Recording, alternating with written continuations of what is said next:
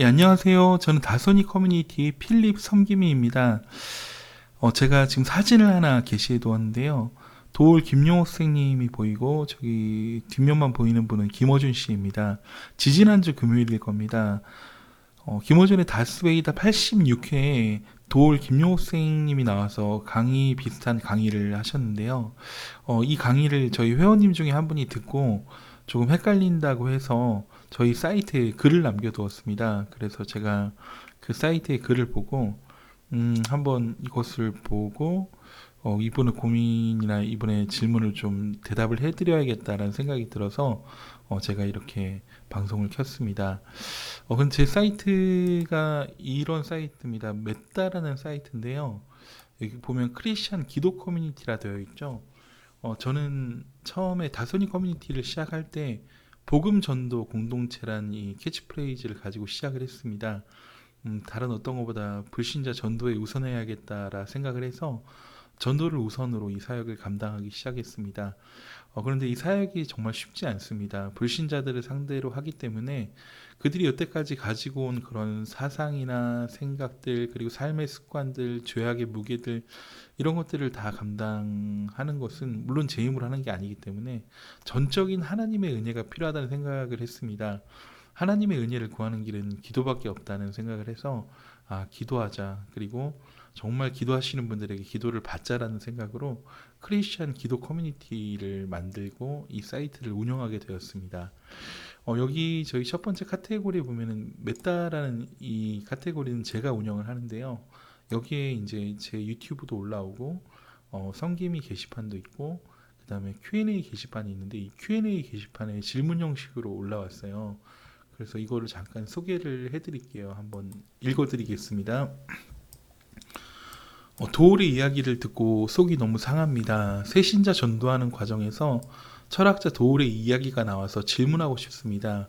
그 새신자는 도울의 강의를 듣고 그동안 자신이 생각해보지 않았고 몰랐던 예수님의 이야기에 보편적인 느낌이 들고 인간적인 느낌이 들어서 좋았다고 오히려 저에게 권하더군요. 무슨 말을 했을지 몰라 그러려니 하고 넘어갔는데 집에 와서 찾아본 저는 굉장히 불편하고 속상한 마음입니다. 오병이어의 기적, 십자가의 순환 등 어찌 저렇게 웃으며 쉽게 가십거리로 이야기할 수 있는지 다시 그 새신자에게 이 불편하고 속상한 마음을 알려주고 도울의 말이 꼭 다 맞지는 않다고 명확하게 말을 해주고 싶은데 느낌은 있지만 뭐라 말을 할지 고민이 되어 글을 남깁니다. 제가 느낀 이런 마음이 잘못된 것일까요? 라는 이 대답에 좀 대답을 해주고 싶었습니다. 저도 교역자의 마음으로 그 다스베이다 86회를 봤어요. 자, 거기서 김용호 선생님의 강의를 들었는데요. 기존의 크리스천이라 할지라도 기독교와 예수님을 오해할 수 있겠다라는 생각이 들어서 잠깐 저도 부족하지만 좀 발언을 해보려고 이렇게 방송을 켰습니다. 그냥 편하게 이야기하는 식으로 제가 말씀을 드릴게요. 어차피 스피치에 부족한 부분이 있더라도 이해해 주시면 감사하겠습니다. 근데 제가 좀 먼저 말씀드리고 싶은 거는요. 이미 예수님이 하나님이심을 알고 예수님만 오직 유일한 구원임을 믿는 크리스천은 이 영상을 굳이 안 보셔도 괜찮습니다. 그러나 이 도울의 이야기에 혼란을 겪는 크리스천이나 혹시 기독교를 접해보시지 못한 비그리스도인들, 크리스천이 아닌 분들은 잠시만 시간을 내서 영상을 시청해 주시면 감사하겠습니다. 성경을 바로 알고 기독교 진리를 제대로 알고 계신 분들은 이 도울 선생님의 잘못된 성경 해석 방식엔 흔들리진 않습니다. 그러나 일반인의 입장에서는 도울 선생님의 이야기가 시원하게 들릴 수가 있습니다.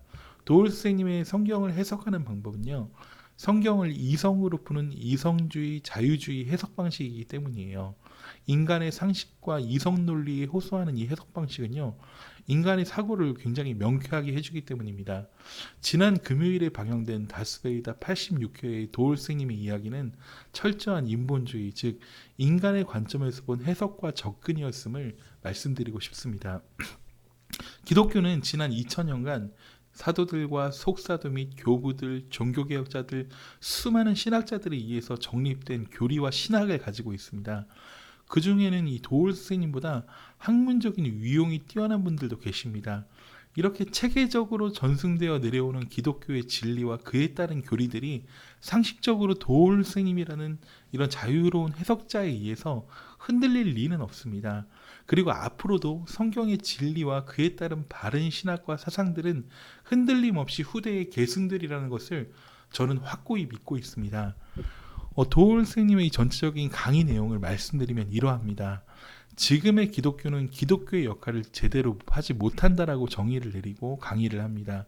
그러면서 도울 스님이 생각하는 기독교에 대하여 기독교를 추종하는 자들은 어떠해야 하는지 그 자세에 관해서 이야기를 합니다. 그 내용인 즉슨 하나님 말씀, 예수님 말씀을 지키고 따르는 것이 중요하다. 그러려면 하나님과 예수님의 말씀을 공부하고 알아야 한다고 말합니다. 물론 맞는 말입니다. 그러나 이 도울 스님이 접근하는 성경의 해석법은 지극히 개인적인 해석 방법입니다. 서두에도 제가 말씀드렸지만 인간의 감성과 이해를 호소하는 이런 자유주의 신학이라 보시면 됩니다. 이 성경이 쓰여질 때 이걸 정경화 과정이라고 하는데 성경이 쓰여질 때 신적인 개입이 전혀 없는 듯이 이야기를 합니다. 오직 사람들에 의해 구전되고 전적으로 사람에 의해 기록된 드라마성 짙은 문학 장르로 표현을 합니다. 인간이 구현을 해낸 드라마이기 때문에 예수님의 행적도 그의 구원 사역도 그냥 인간의 이해로 풀어냅니다. 기독교의 핵심 진리인 십자가 사건 또한 인간의 이해로 해석을 해버립니다. 이 도울은 오병이어의 기적을 그 자리에 모인 사람들이 십시일반 자신의 돈과 음식들을 거두어서 배고픔을 해결한, 즉 따뜻한 정으로 이루어진 나눔으로 풀어버립니다. 또한 도울은 예수님의 그 순한 십자가에 달렸을 때 그 아픔에서 나의 하나님 어찌하여 나를 버리시니까 라고 절규하는 이 예수님의 호소를요, 인간적인 고통, 아쉬움으로 해석을 해버립니다. 하나님에 대한 서운함으로 그냥 해석하면서 가장 귀중한 구원 사건을 예수의 인간적인 측면에서의 그냥 단순한 아픔의 사건으로 둔갑시켜버립니다. 그리고 예수님의 행적이 기록된 이 사복음서를 균형 있게 이야기하지 않습니다. 마가복음이 먼저 기록된 건 맞습니다. 근데 마가복음에 기록된 우선적 연대기를 강조하면서 마가복음만을 최우선해야 하는 것처럼 이야기를 합니다. 이 마가복음의 간결한 문체들을 자신의 생각과 상상으로 이럴 것이다 라며 해석을 해버립니다. 결국엔 이 마가복음의 마지막에 세 여인이 예수님의 무덤에 가보니 안 계셨고 갈릴리로 갔다는 그 드라마의 여운을 남기는 느낌으로 부활의 사건조차 허구로 인식하게끔 만들어버립니다. 이 전체적인 도울 스님의 강의의 이유는 이러합니다. 두 가지로 제가 말씀드리면요. 하나는 해석적인 접근에 있어서는 신적인 권위와 절대성보다는 인본적인 시각에서 상대적인 성경 관점을 말하고 있는 것이었고요. 또 하나는 실천적 결론입니다. 이 실천적 결론으로는 절대성을 빼고 난 상대적인 관점에서 이 사회에 실존하는 사람들은 예수의 삶을 살아내야 한다라고 강조를 합니다. 근데 우리가 여기서 반드시 알아야 될 부분들이 있습니다. 기독교는 절대성을 빼놓고는 설명을 할 수 없는 종교입니다. 여러분, 기독교의 절대성은 무엇입니까? 바로 예수는 하나님이시다. 그리고 오직 예수만 구원이라는 사실입니다. 예수님을 통해서만이 우리는 하나님께 갈 수 있고 오직 예수의 십자가의 보혈로만 죄사함 받고 그 예수 그리스도만을 믿는 자만이 천국에 들어갈 수 있다는 진리입니다. 이것이 바로 기독교의 절대성이고 절대 진리입니다. 도울 스님이 기독교에 대한 강의나 발언을 할 때마다 일관적으로 나타나는 그런 맥락이 있어요. 그 맥락은 뭐냐면요.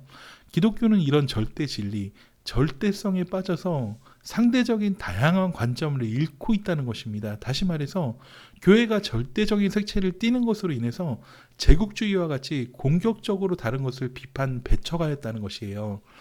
자, 그러한 너희 기독자의 모습들이 지금의 이 한국교회를 이 모양 이 꼴로 만들어버렸다라는 그러한 주장입니다. 다시 한번 도울의 주장을 얘기해보면요. 교회가 가지고 있는 절대성을 버려라. 상대적인 것을 받아들여라. 라는 이런 주장입니다. 이 도울 스님의 주장은 사실 출발부터 좀 틀린 것입니다. 수천 년의 역사를 가지고 내려오는 기독교의 심오한 진리를 다른 선상에서 보고 지극히 인간적인 관점으로 보고 해석하고 있는 것입니다. 흔히 말하는 포스트 모더니즘적인 생각입니다. 20세기 중후반부터 많이 치고 올라오는 유행하는 철학이 실존주의 철학이었어요. 여러분, 실존주의 철학이 무엇입니까? 모든 절대성을 다 타파하고 철저한 자기 중심으로 해석해 보는 것입니다. 절대성을 타파하고 실존으로 가져오는 이런 생각은 자기로부터 생각이 출발되는 것이에요. 이것이 바로 철저한 인본주의입니다. 이러한 상대적인 개념에서 기독교를 이해하려고 하고 내 중심에서 재해석하려고 하는 이 도올 스승님의 주장들은 사실상 위험한 것입니다. 해석하는 사람에 의해서 기준이 바뀔 수 있고 텍스트가 바뀔 수 있기 때문입니다. 도올 스승님의 강의 이 마지막 부분에 전태일 이야기가 나오는데요. 여러분, 전태일의 노동운동 사건, 전태일의 노동운동 이 사건을 예수 사건, 조선에서 피어난, 한국에서 피어난 예수 사건으로 승화시켜서 해석하고 있는 것을 볼 수가 있어요.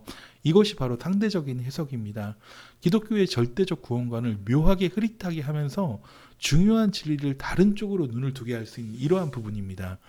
굉장히 조심해야 될 부분입니다. 기독교는 시작부터 믿음으로 시작하는 종교입니다. 창세기 1장 1절 보시면 태초에 하나님이 천지를 창조하시니라 라고 이렇게 나와 있는데요. 사실 선포하는 것입니다. 인간의 이성에 호소하지 않습니다. 인간의 논리에 호소하지 않습니다. 내가 세상을 창조했다라고 선포하는 것입니다. 이것은 무엇으로 시작하느냐? 믿음으로 갈 수밖에 없다는 것입니다. 여러분, 하나님께서 모세를 통해서 홍해를 가르치고 육지를 건너듯이 이스라엘 백성을 건너가게 하셨습니다. 낮에는 구름 기둥으로 밤에는 불 기둥으로 하나님께서 이스라엘 백성들을 인도하시는데요. 이것이 여러분 인간의 이성으로 해석이 가능합니까? 가능하지 않습니다. 하나님을 믿는 절대적인 믿음에서 출발해야 합니다. 무리를 걸으시는 예수님, 오병이어로 5천 명을 먹이신 예수님, 죽은 자를 살리시고 벙어리와 귀머거리를 고치시는 예수님, 이 예수님은 하나님이 하신 일을 하시는데요. 이 예수님의 사역 또한 절대적인 믿음으로만 보아야 합니다. 창세기부터 시작하는 예수님에 대한 예언이 구약 전체를 통해서 나오고 있습니다. 기록 연대도 다르고 저자들도 서로 모르는 이 39권의 구약이 예수 그리스도라는 주제로 통일되게 흐르고 있습니다.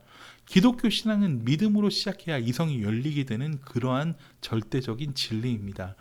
여러분, 인간의 이성으로는 절대 이 성경을 이해할 수 없습니다. 그리고 기독교를 절대 받아들일 수도 없습니다.